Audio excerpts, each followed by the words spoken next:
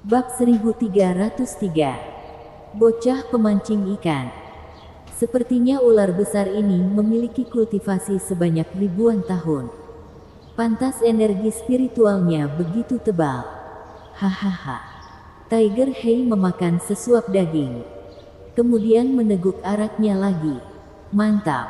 Menurut Louis Lu, daging ular ini juga sangat enak. Apalagi ia dapat merasakan tubuhnya yang menjadi hangat. Sayangnya daging ular ini tidak terlalu banyak. Dan tidak bisa dimakan berkali-kali. Kalau tidak, hanya perlu 3 hari.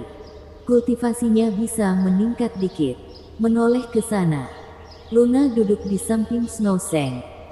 Kedua gadis di sana makan dengan pelan-pelan. Sehingga terasa lebih elegan dibanding pengawal lainnya. Aduh. Mengapa makanan yang begitu enak hanya dinikmati seseorang saja? Di pinggir api sana, mendadak muncul sebuah bayangan anak kecil.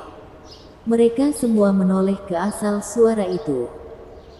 Kemudian menemukan seorang anak kecil yang tengah terkekeh berjalan kemari dengan mata yang terus menatap ular daging di atas panggangan api.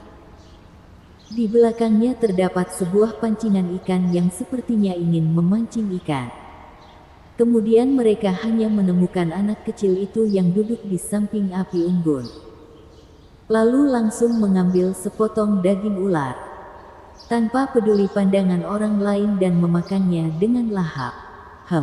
Enak, hehe. Tiger Hay menghentikannya gerakannya dan menatap anak kecil itu penuh amarah.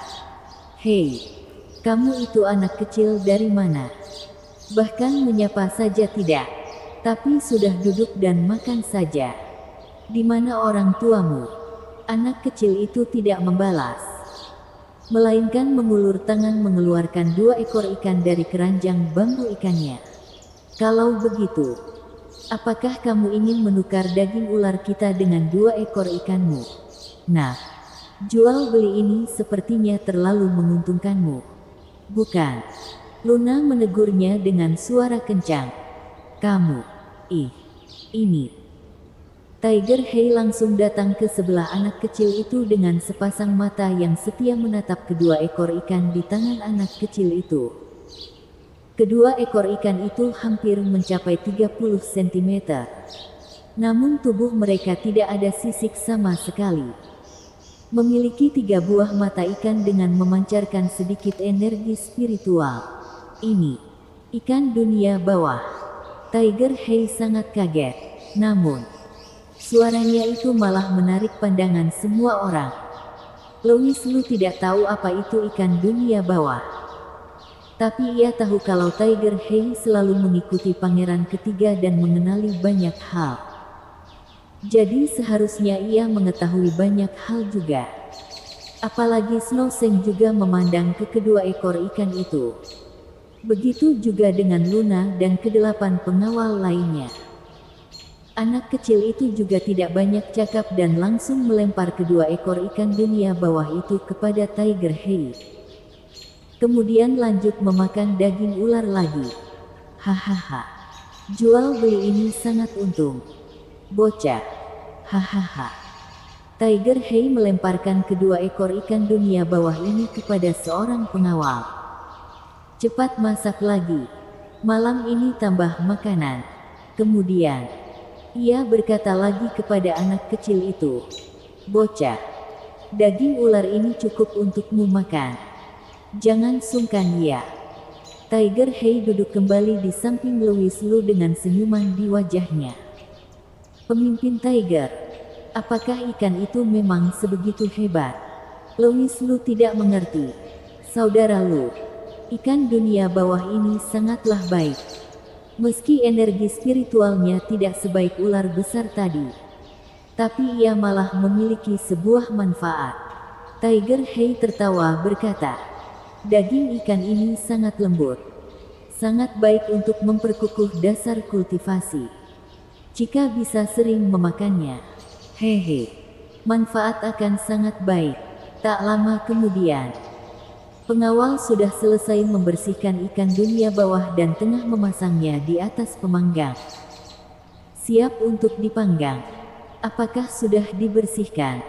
Tiger Hei bertanya. Tenang saja, Tuan.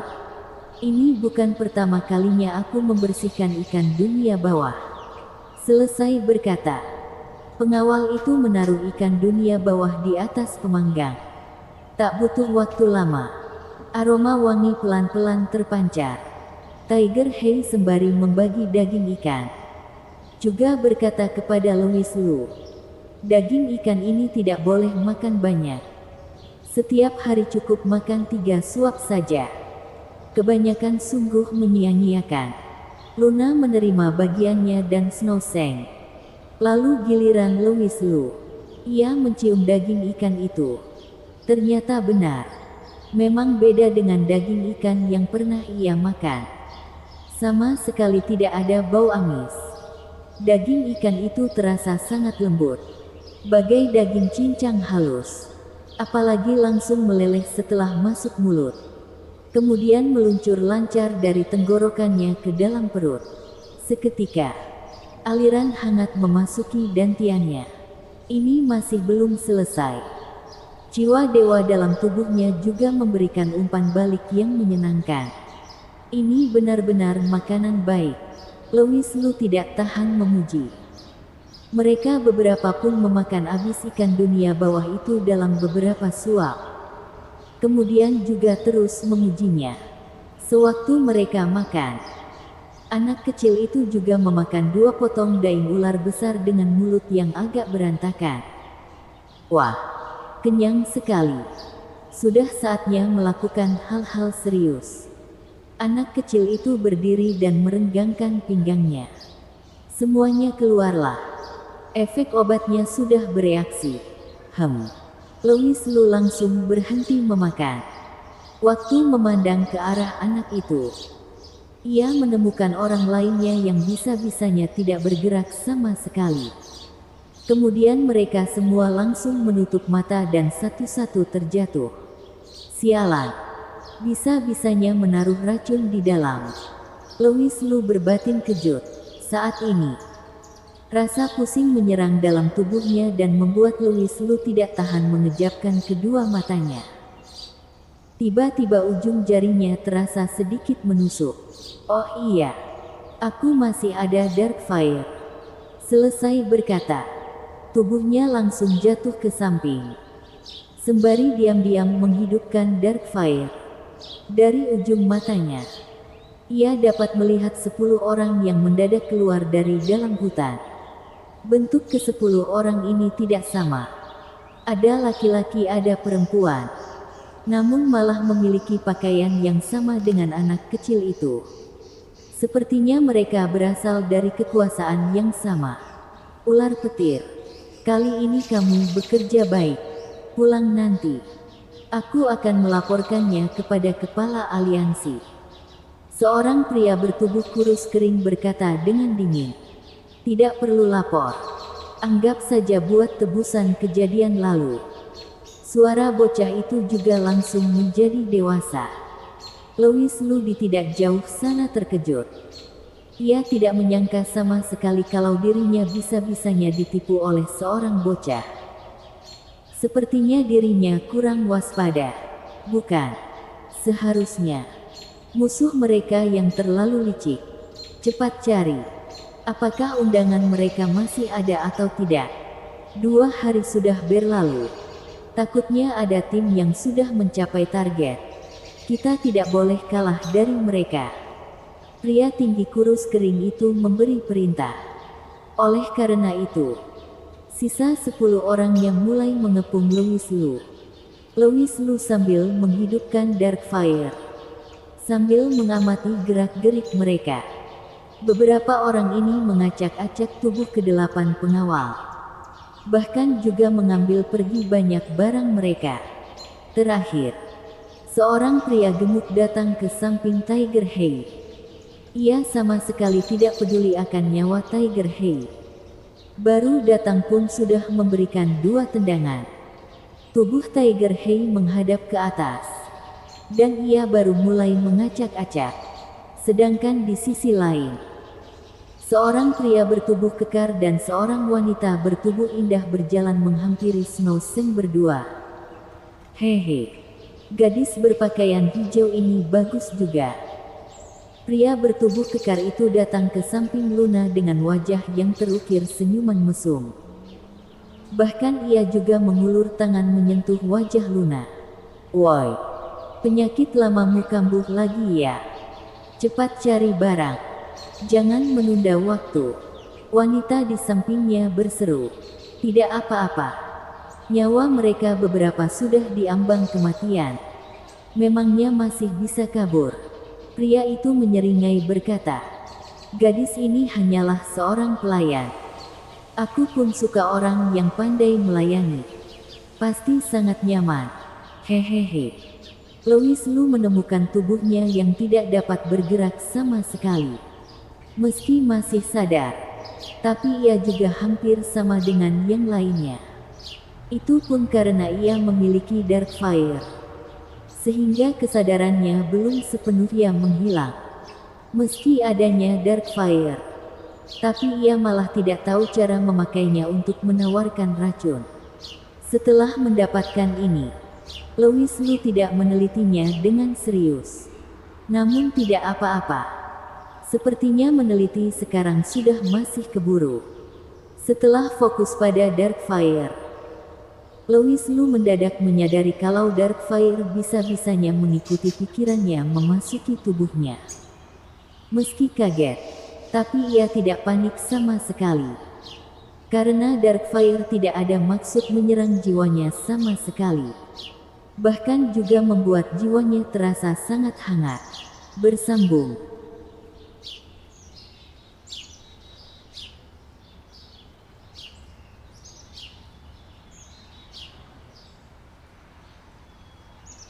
Bab 1304. 3 lembar undangan. Tiba-tiba Louis Lu merasakan tubuhnya yang mulai mengejang tanpa kendali. Rasa ini seperti sarafnya yang tidak terkendali. Apalagi rasanya juga sangat sakit. Sungguh nyeri. Such.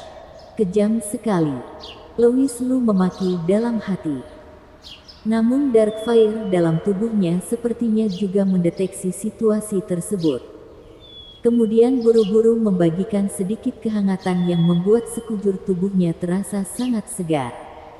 Pelan-pelan, kesadaran gaibnya menjadi terang. Pada saat yang sama, tubuhnya juga kembali terkendali.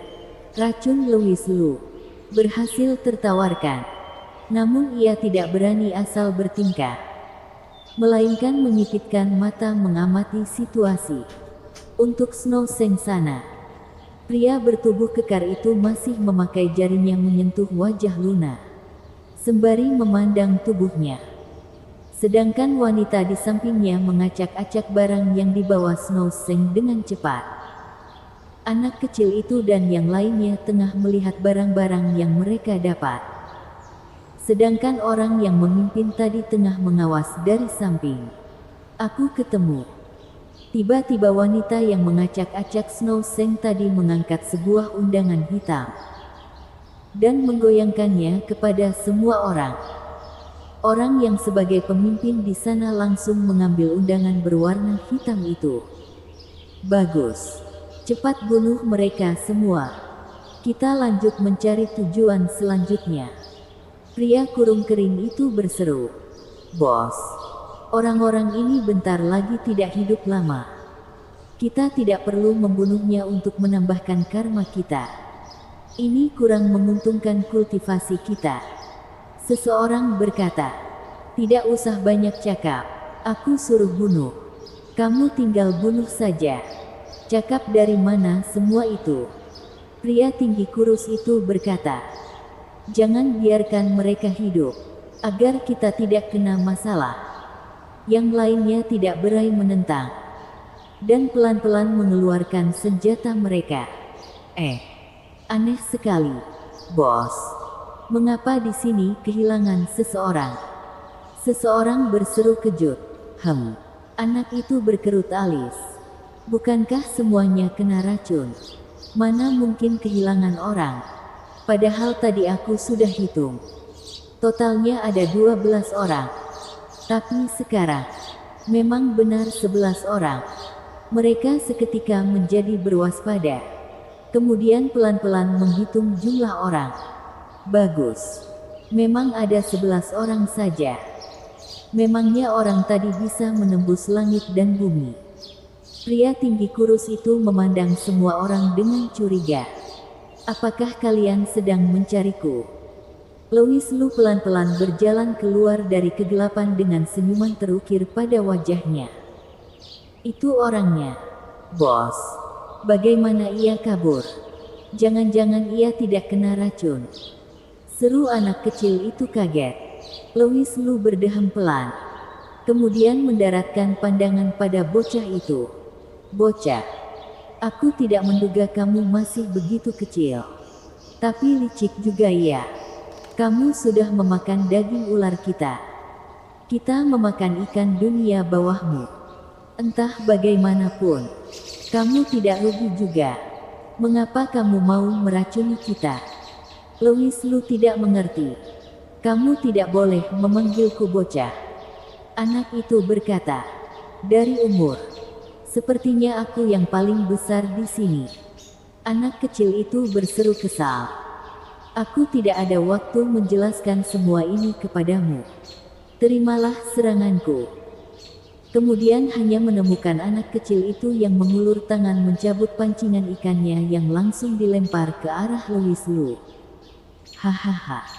Louis Lu terbahak-bahakan. Bahkan pancingan ikanmu ini tidak ada senarnya. Aku sangat curiga akan asal ikan dunia bawahmu. Louis Lu berpura-pura tidak peduli. Namun diam-diam merasa sangat tercengang. Karena sewaktu bocah itu melayangkan pancingannya, ia dapat merasakan aksinya yang menjadi agak terbatas. Ah, bagaimana mungkin? Bocah itu tidak menyangka sama sekali. Meski Louis Lu sudah terkena jurusnya, tapi bisa-bisanya masih bergerak bebas. Semuanya maju. Jangan biarkan ia kabur. Pria tinggi kurus itu memberikan perintah lagi. Maka itu, segerombolan orang menyerang Louis Lu bersama-sama. Louis Lu mengeluarkan serangan. Kemudian sebuah kuas Tianwen langsung muncul di tangannya. Ingin mati? Aku boleh mengabulkannya untuk kalian. Ia menggenggam kuas Tianwen dan mengayunkannya cepat di tengah udara. Seketika sebaris kaligrafi jimat muncul di tengah udara. Kaligrafi jimat ini dari warna hitam menjadi warna emas dengan memancarkan cahaya yang bersinar. Maju. Louis Lu berseru kencang dan pada saat yang sama tangan kirinya mendorong ke depan. Gawat. Anak kecil itu bersuara untuk mengingatkan. Sayangnya tidak keburu. Kemudian hanya menemukan kaligrafi jimat berwarna emas itu yang menembus dada kedua orang. Kedua orang itu langsung terbang jauh usai mendengar suara anak kecil itu. Ke-11 orang itu langsung terbunuh 2 orang dalam sekali serangan Louis Lu. Ke-9 orang sisanya seketika berhenti di tempat. Pandangan pria tinggi kurus itu juga langsung berpindah dari Louis Lu ke tubuh Snow Seng. Wanita di samping Snow Seng seketika mengerti. Kemudian ia mengeluarkan sebuah pisau yang langsung menusuk keras ke arah bagian jantung Snow Seng. Akan tetapi, ketika pisau itu sudah sangat dekat dengan jantung, ia malah tidak bisa lanjut menusuk ke dalam. Pakai tenaga. Suara Louis Lu langsung muncul di samping wanita itu. Wanita itu langsung mendongak. Kemudian menemukan sebuah telapak tangan besar dengan aura berwarna kuning muda yang langsung menamparkan wajahnya. Duar. Tubuh wanita itu langsung melayang jauh dan terjatuh tidak bergerak sama sekali di lantai. Melihat ini, pria di samping Luna langsung berbalik badan kabur. Louis Lu melayangkan tangan besarnya dan menarik pria itu kembali. Ia mencekik leher pria bertubuh kekar itu, sembari memandang ke depan. Serahkan undangannya. Aku akan membiarkan kalian pergi. Nada bicara Louis Lu masih lembut, tanpa niat membunuh sama sekali. Namun kekuatan di tangannya malah terus bertambah. Berada di hadapannya, pria bertubuh kekar itu bagai bayi yang tidak ada kekuatan sama sekali. Bos, tolong. Aku mau." Betapa kencangnya ia berteriak. Louis Lu tidak dapat mendengar suaranya sama sekali. Lantas bagaimana orang lain mendengarnya? Melihat undangan di tangannya, lalu memandang lagi pria bertubuh kekar di tangan Louis Lu. Pria tinggi kurus itu berpikir sebentar, kemudian mengambil sebuah keputusan yang sulit. "Adik ketujuh, demi sekte, kita hanya bisa mengorbankan kamu. Ayo kita pergi." Selesai berkata, ketujuh orang yang tersisa mau berbalik badan kabur. Ujung bibir pun terukir senyuman ganjil. Ingin kabur? Tidak semudah itu. Kemudian hanya menemukan Louis Lu yang melayangkan kuas Tianwen-nya. Kemudian sebuah sinar emas langsung menyerang ke depan, bahkan mengejar ketujuh orang itu dengan kecepatan yang dapat dilihat langsung, sehingga membuat pinggang keenam orang itu patah begitu saja. Akan tetapi, bocah yang mengambil pancingan itu terselamatkan. Yang satunya kabur. Namanya ular petir, bukan? Louis Lu menanyai pria bertubuh kekar yang dicekiknya. Pria itu mengangguk kuat. Pandangannya yang ketakutan sepertinya juga sedang meminta ampun kepada Louis Lu. "Ingin aku melepaskanmu? Boleh juga sih." Louis Lu tersenyum berkata, "Harus bagaimana agar mereka semua bangun? Di mana penawarnya?" Ada. Di B badan. Bos. Kami." Louis Lu pun langsung menangkapnya begitu saja dengan kedua kaki yang menjauh dari tanah. Kemudian pelan-pelan berjalan ke samping pria tinggi kurus itu. Kemudian Louis Lu melepaskannya. "Cari." Pria bertubuh kekar itu tidak berani diam saja. Kemudian buru-buru mengacak. Kemudian menemukan sebuah botol keramik kecil. Louis Lu membuka botol keramik kecil itu. Kemudian mengeluarkan beberapa butir pil hitam. "Buka mulut." Pria bertubuh kekar itu buru-buru membuka mulut. Kemudian Louis Lu melempar 2 pil obat ke dalam. Beberapa saat kemudian, melihat ia tidak ada reaksi sama sekali, ia pun baru menyuruhnya untuk menyerahkan undangannya. Totalnya ada 3 lembar undangan. Selain undangan hitam pangeran ketiga, juga ada undangan merah dan undangan putih. Pangeran ketiga berstatus tinggi. Undangan hitam pun dapat dimengerti. Undangan merah juga masih bisa.